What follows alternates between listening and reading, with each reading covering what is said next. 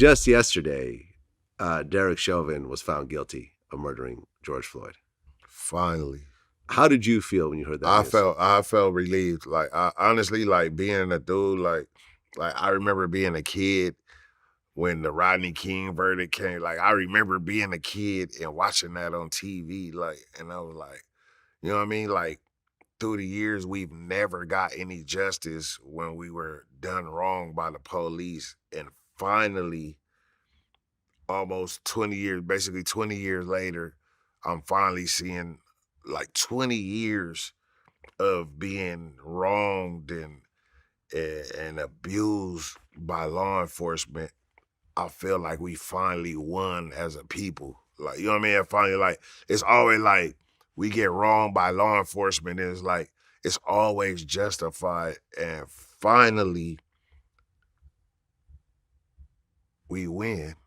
We won. Like, they finally get held accountable for their actions the way we do. If I went out and put my neck in George Floyd's neck, they would have threw me under the jail. And like, you know what I mean? Like, Finally, the police, law enforcement, they seem human. They're touchable. Like, you're human, you're touchable, you're just like us. You're not you know what I mean? You're held accountable for your action. And like, you know what I mean? Yeah, I mean, I think this sends a very clear signal to police around the country that if you choose to kill someone in the line of duty, you will be prison. Because honestly, it's like, you guys train these killers. They're trained killers. Like, the police are trained. You give them a gun, you give them a car, you give them a license to kill, basically. You train them to kill, but then you expect them to go out here and not be killers. Like, no, you guys train these killers. So if you train me to kill for 6 months, boom, boom, go to the shooting range, practice this, and you train me to be a killer, at some point I'm gonna want to kill. Like, I'm like, you know what I mean? Like, why am I training to kill if I don't want to? Like, these officers are trained to kill, but you're trained to kill within the guidelines of the law. Like, so when you step outside of that, you should definitely be held accountable for your actions, and period. Well, I'll say this, and I think this is very important for people around the country to hear. I saw Black people around me cry when the verdict came through. I was, like, when this happened, like, people that I was around started to really cry and sob out of just tears of joy, and frustration and everything. And although I was happy that it happened, I realized that a white person really can't understand the significance of what just happened. You see what I'm saying? Not to the extent of a Black person. And white people just need to realize that. You know, I mean, I had to check myself and think about myself for a second. I was very happy, but I wasn't crying because I never really went through, as a white man living in America, I never went through what Black people go through.